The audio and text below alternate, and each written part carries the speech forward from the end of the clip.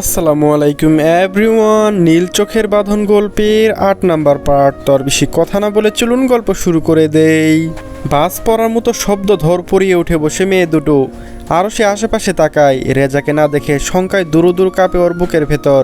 ছেলেটা এতক্ষণে প্রিন্সিপালের কাছে চলে যায়নি তো? আরও সে আর শেহজাদ যে হাজব্যান্ড ওয়াইফ সেটা জানিয়ে দেয়নি তো ওর মধ্যে? জানলে ঠেক ও প্রিন্সিপালটা ওকে কী করবে, পাঠিয়ে দেবে অন্য সেকশনে?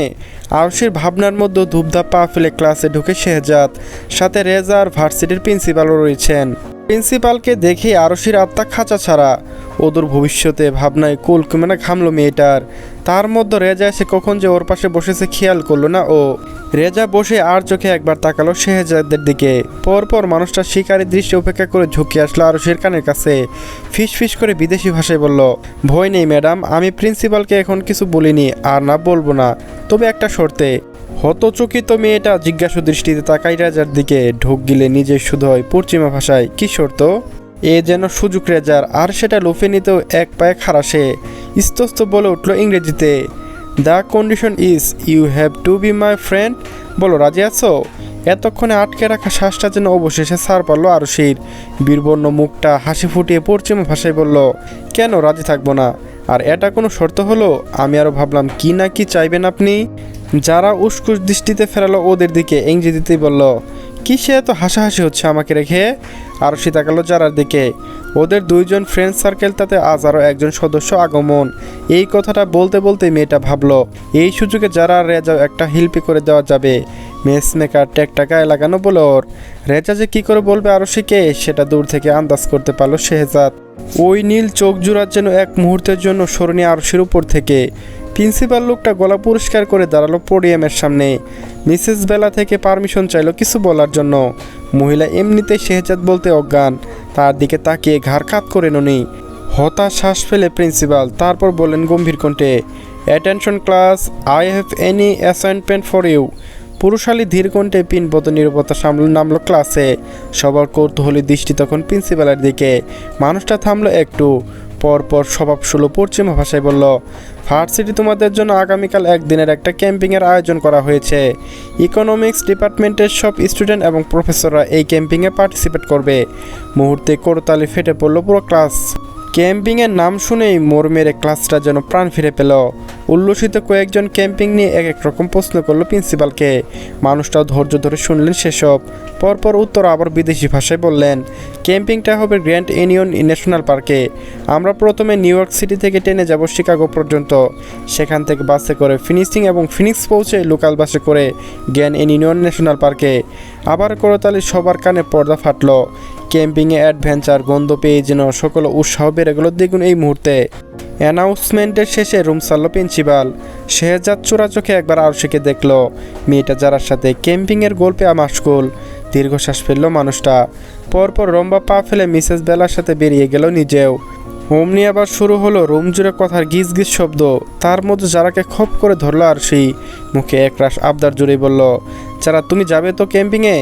প্লিজ চলো, তুমি না গেলে একটু ভালো লাগবে না। যারা কিছু একটা ভাবলো, উত্তর দিল বেশ অনেকক্ষণ পর, যেতে পারে কিন্তু একটা শর্তে। আরশির ফর্সা মুখে চিন্তার ছাপ বসলো আবারও। তারপর জিজ্ঞেস করলো রয়েস হয়ে, কী শর্ত? যারা পুরোপুরি এবার ঘুরে বসলো আরশির দিকে।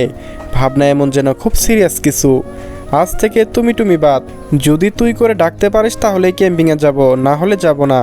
মেয়েটার প্রথমে ভরকে গেলেও যারার কথা শুনে পরপর জুড়ে হেসে ফেলল। দুই কিশোরীর খিলখিল শব্দে মুখরিত হলো গ্যালারির মতো সুবিশাল ক্লাসরুমটা। আর সেই হাসির দিকে নির্বিকার তাকিয়ে রইল রেজা। মনে মনে ভাবলো, আর সে আমার হবে, তাতে যা করতে হবে আমি তাই করব। তুষারের চাদর পেরিয়ে সন্ধে নামলো নাল নীলবাতির শহরটায়। কর্মব্যস্ত ম্যানহাটন সিটি। প্রস্তুতি নিল একটা দীর্ঘ রাতের। আরশীয় ক্যাম্পিংয়ে যাওয়ার প্রস্তুতি প্রায় শেষের দিকে। দুটো টলি হয়েছে, দুটোর জিনিসপত্র ঢাসা। মেয়েটা টলি দুটোর দিকে তাকিয়ে গর্বে শ্বাস ফেলল। পরপর এদিক ওদিক চাইলো আরও কিছু নেওয়া বাকি আছে নাকি দেখতে। তখনই ওর রুমের সামনে এসে দাঁড়ালো শেহজাদ। দরজার ফ্রেমে হেলান দিয়ে বুকে হাত গুজালো মানুষটা। কপালে ভাঁজ ফেলে জিজ্ঞেস করলো, এতগুলো টুটি কিসের জন্য? আরশি নড়ে চড়ে উঠল শেহজাদের কথায়। চোরা চোখে এক পলক গ্রে ট্রাউজার আর নাইট টি শার্ট পরা লোকটাকে দেখে উঠে দাঁড়ালো বিছানা ছেড়ে। মিনমিন করে বলল, কালকে ক্যাম্পিংয়ের জন্য? আরশি কথার মধ্যে মানুষটা এগিয়ে এসে বসলো ওর বিছানায়, বালিশ দুটো পাশাপাশি রেখে সেখানে সোজা হয়ে শুয়ে পড়তেই চোখ কপালে উঠলো আরশির। মেয়েটা হড়বড়ালো বিব্রতে। আরে আপনি এখানে কি শুচ্ছেন? আর আপনি শুলে আমি কোথায় ঘুমাবো? শেহজাদ এক হাত ভেঙে চোখের উপরে রেখে বলল, কেন ফ্লোরে? এই ঠান্ডায় আমি ফ্লোরে ঘুমাবো? মানুষটা ঘুম জড়ানো কণ্ঠ সেভাবেই বলল, বুঝতেই যখন পারছো তাতে দাঁড়িয়ে না থেকে লাইট অফ করে চুপচাপ পাশে এসে শুয়ে পড়ো। কাল সকাল সকাল উঠতে হবে আমাদের।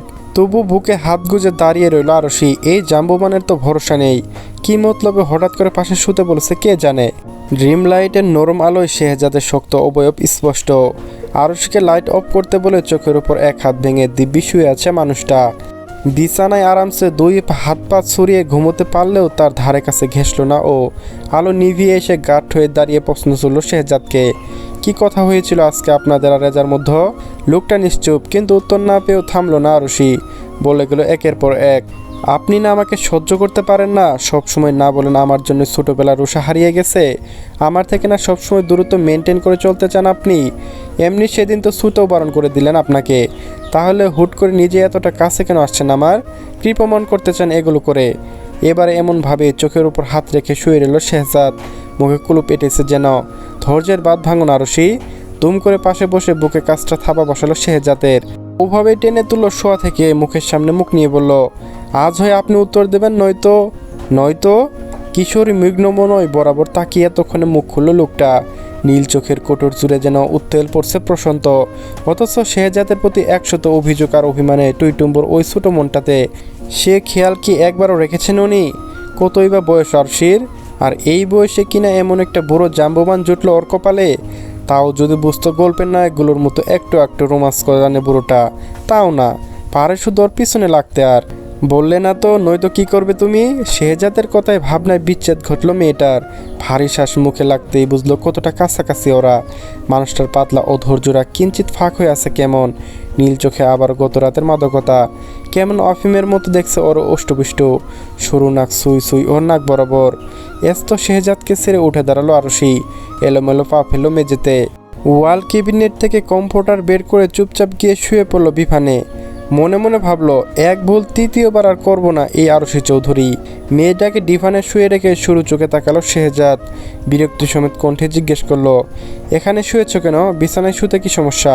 কথাটা শোনা মাত্রই অন্যদিকে মুখ ঘোরালো আরশি। বলল, সমস্যা আপনি। হয় আমি আমার প্রশ্নের উত্তর পাবো, নয়তো এখানেই ঘুমাবো। এবার আর বিরক্ত নয়, ঠোঁটে টিপে হাসলো শেহজাদ। তার মান অভিমান হয়েছে ম্যাডামের। ইস, যদি একবার দেখতো আরশি সেই হাসি, তুম করে কিল বসিয়ে দিত না পিঠে লোকটার।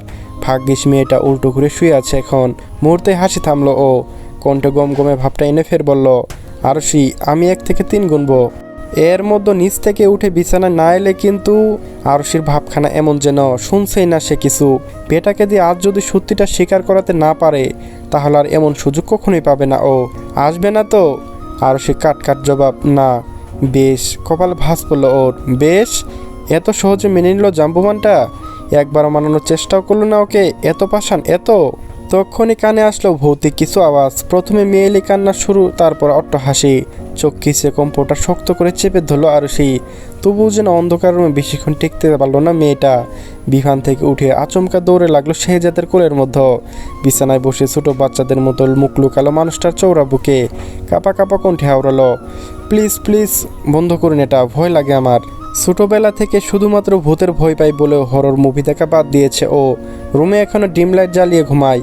পাশে ভূত টুত এসে ঘাড় মোটকে দেয় যদি। সেখানে অমন আওয়াজ শোনা মাত্রই পর জেদ ধরে বিভানের ঘুমানোর তো প্রশ্নই আসে না আরশির। তোর হাসলই মানুষটা। আর চোখে দেখলো হাতে থাকা মোবাইলের স্ক্রিন। ইউটিউবে হরর সাউন্ড ইচ্ছে করে বাজিয়েছিল ও। পরপর সেটা বন্ধ করে তাকালো ওর বুকের সাথে মিশে থাকা মেয়েটার দিকে। শেহজাদের বিলাদি চোখ জুড়ে হাসলো। গোলা বিম্বু জুড়ে হাসি রাখা স্পষ্ট। আঙ্গুলগুলো উসখুস করলো আরশির ভয় পাওয়া মুখখানা তুলে দেখতে। অনেকটা সময় এমনভাবে মেয়েটাকে বুকের ভেতর আগলে রাখতে পারলে ভালো হতো না, কিন্তু তার হলো কই। হুট করে আরশি ফোন নিয়ে নিল শেহজাদের হাত থেকে। ভালো করে দেখার আগে ফের সেটা থাবা বসালো শেহজাদ। সু মেরে নিয়ে সুইচ অফ করলো সাথে সাথে। কিন্তু আরশি শার্লক হোমসের নজরটা এড়াতো তো। ঠিক ধরে ফেললো মানুষটা কিছু লুকোচ্ছে। ছোটো ছোটো চোখ করে বলল, আপনি ইচ্ছে করে ইউটিউবে এসব সেরেছেন তাই না, যাতে আমি ভয় পেয়ে এসে আপনাকে জড়িয়ে ধরি? মোটেও না, রিলস দেখছিলাম আমি। হুট করে সামনে এসেছে তাই শুনেছ। আর যার ভূতের এত ভয়, তার ঢং করে বিভানে ঢুয়ার কি দরকার, বেড়ে শুলেই পারে। মেয়েটা জ্বলন্ত মেজাজে যেন গ্যাসোলিনের মতো কাজ করলো এক কথাখানা। খানিকক্ষণ শেহজাদের দিকে তাকিয়ে থেকে ডুরেটটা টেনে গায়ে তুললো ও পরপর কাত হয়ে শুয়ে পড়লো বিছানায়। ঠোঁট টিপে হাসলো মানুষটা, লম্বা শ্বাস ফেলে নিজেও মাথা শোয়ালো বালিশে। আরশির দিকে ফিরে বলল, আমার দিকে ফিরে শোয়ার জন্য কি ম্যাডামের কাছে অ্যাপ্লিকেশন পাঠাতে হবে? কটমট করতে করতে সোজা হলো আরশি। তাতে দাঁত পিষল, মুখে তো আর বলতে পারে না, তাই মনে মনে তুমুল বেগে বকলো ওই বদ্ধ হাঁটিটাকে। সে যত অমনি বলে উঠল, এই তো গুড গার্ল। আর হ্যাঁ, আরেকটা কথা, ক্যাম্পিংয়ে দুটো ট্রলি নেওয়ার দরকার নেই, একটা হ্যান্ডব্যাগ নিলে যথেষ্ট। এখানে তুমি হানিমুনে যাচ্ছ না, স্লেভ ক্যাম্পিংয়ে যাচ্ছ, মাথায় রেখো। বুড়ো জাম্বুমানটা কবে যেন ওর হাতেই না মার্ডার হয়ে যায়। চিত হয়ে ফুস করে শ্বাস ফেললো মেয়েটা, কিন্তু চোখ বন্ধ করতে মনে পড়লো একটু আগের ঘটনা, কিভাবে ছুটে এসে ঝাঁপিয়ে পড়েছিল ও জাম্বুমানের বুকে। পেটা নিশ্চয়ই খুশিতে নেচে কুদে আটখানা হয়েছিল সে সময়। এই একটা সিগারেট লুকিয়ে রেখেছিল সবার থেকে, সে ভূতের ভয় পায়ও। তবে জাম্বুমানটা জানলো কি করে এই খবর? তুষারে মুড়িয়ে রাখা রাতের সহ সোডিয়ামের আলোয় পার্থকিত দীপ্ত ছড়াচ্ছে, যেন মানুষের আনাগোনা কমেছে। নির্জনতা ছেয়ে গেছে চেলসির ব্যস্ত রাস্তা। বরফের কেন পিচ্ছিল সেই রাস্তা, মেপে মেপে পা ফেলছে যারা। হরকে গেলেই বিপদ, বিদেশের মাটিতে নিজের পায়ে দাঁড়ানোর আগে গড়াগড়ি খেতে হবে ওকে। এত কষ্ট করে এখানে আসার উদ্দেশ্য কি শুধু গ্র্যাজুয়েশন কমপ্লিট করা? না, যারা গন্তব্য ভিন্ন। ওর মা বাবার কথাও জানে না, কিন্তু বুঝ হওয়ার পর থেকে এটুকু জেনেছে, এই পুরো পৃথিবীতে বাকিদের মতো ওর নিজের পরিবার আছে। সে যেমন আছে এতগুলো বছর ধরে তাদেরকে খুঁজে বেরোচ্ছে, তারাও কি যারাকে খুঁজছে না? অবশ্যই খুঁজছে। সবাই বেঁচে থাকার কোনো না কোনো লক্ষণ থাকে, যারা হয়তো এই কারণে বেঁচে আছে। নিজের পরিবারকে খুঁজে বের করার এই অদম্য ইচ্ছায় হয়তো 2 বছরের সেই শিশুটিকে মরতে দেয়নি।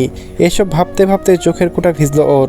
দুম করে 2 ফোঁটা নোনা পানি টুপটাপ গড়িয়ে পড়লো গাল বেয়ে। হাতের উল্টো পিঠ দিয়ে সেসব মুছে আবারও হাঁটা গতি বাড়ালো যারা। আর তখনই ঘটল বিপত্তি। আচমকায় বরফের উপর পা ভরকালো, জুতো ছিটকে গেল কোনো একটা জায়গায়। খালি পাটা মাটির দিকে শূন্যতে উঠতেই পিছনে ঢাল হয়ে দাঁড়ালো একটা শক্ত বুক। হাত দুটো বুঝি খোপ করে ধরে ফেললো সেই বুকের মালিক, যারা চোখ খিচে বন্ধ। দুর্বল দেহটা চৌড়া সিনায় ঠেকতে কাছে কাছে বাজলো পরিচিত এক কণ্ঠ, বাটারফ্লাই দেখে হাঁটবে তো? আয়নের কথায় উপরের দিকে চোখ মেলে তাইলো মেয়েটা। ওর শরীর কাঁপছে, তবু কোনো মতে সোজা হয়ে দাঁড়িয়েছে এখন। কিন্তু কিছু বলার আগেই লোকটা ছুটে গেল ওর জুতো আনতে। ফিরে এসে হাঁটু গেড়ে বসলো সামনে। আলতো হাতে ফর্সা পা দুটো তালুতে তুলে অন্য হাত দিয়ে পুড়িয়ে দিল সেটা। পরপর ওর দিকে তাকিয়ে বলল, এভাবে যতবার তোমার পা থেকে জুতো খুলে যাবে ততবার পুড়িয়ে দেওয়ার দায়িত্ব আমার। তোমার জীবনে হারানোর সবখানি সুখ করিয়ে আনার দায়িত্ব আমার, আজ থেকে শুরু করে আজীবন।